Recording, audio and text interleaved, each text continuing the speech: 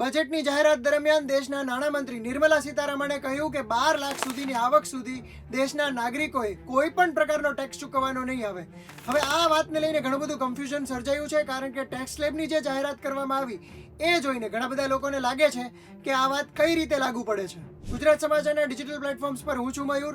અમે આ મુદ્દાને લઈને સીએનો સંપર્ક કર્યો અને એમણે અમને જે માહિતી આપી એ હું તમને આપું છું. તો બજેટમાં થયેલી જાહેરાત પ્રમાણે એ વાત તો સાવ સાચી જ છે કે 12 લાખ સુધીની આવક સુધી તમારે કોઈ જ પ્રકારનો ઇન્કમ ટેક્સ નહીં આપવો પડે, અને જે પગારદાર લોકો છે એમણે 12.75 લાખ સુધીની આવક સુધી કોઈ જ પ્રકારનો ટેક્સ આપવાનો નહીં રહે. અને એની પાછળ જવાબદાર છે કલમ 87A નો ટેક્સ રિબેટનો નિયમ. અગાઉ 25,000 જેટલો ટેક્સ રિબેટ મળતો હતો, જે વધારીને 60,000 જેટલો કરવામાં આવ્યો છે. અને એના કારણે કોઈની આવક જો 12 લાખ જેટલી હોય તો એ વ્યક્તિએ કોઈ પણ પ્રકારનો ટેક્સ ચૂકવવો નહીં પડે. તમે જૂના અને નવા ટેક્સ સ્લેબને કમ્પેર કરશો તો અગાઉ 3 લાખ સુધી ટેક્સ 0 હતો અને નવા સ્લેબ પ્રમાણે 4 લાખ સુધી ટેક્સ નીલ કરવામાં આવ્યો છે.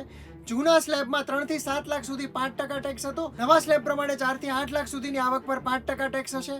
જૂનામાં 7 થી 10 સુધી 10% ટેક્સ લાગતો હતો અને નવા પ્રમાણે 8 થી 12 લાખ સુધી 10% ટેક્સ લાગશે. અગાઉ 10 થી 12 લાખ આવક સુધી 15% ટેક્સ લાગતો હતો અને હવે 12 થી 16 લાખ જેટલી આવક પર 15% ટેક્સ લાગશે. તો પહેલા 12 થી 15 લાખ સુધીની આવક પર 20% ટેક્સ લાગતો હતો, હવે 16 થી 20 લાખ સુધીની આવક પર 20% ટેક્સ લાગશે.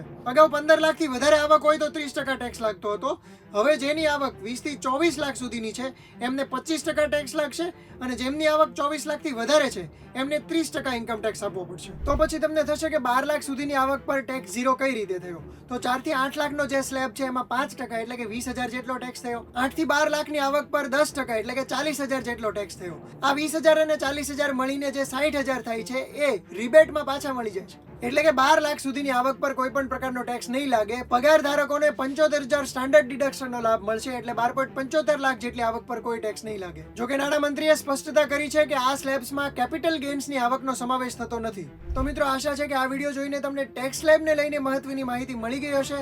આ સિવાય જો તમારે વધારે માહિતી જોઈતી હોય તો ગુજરાત સમાચારના ડિજિટલ પ્લેટફોર્મ જોતા રહો. આ સિવાય કોઈ પણ પ્રકારના આર્થિક નિર્ણયો લેતા પહેલા કે પછી ટ્રાન્ઝેક્શન્સ કરતા પહેલા તમારા સીએની સલાહ પણ લેવી જરૂરી છે.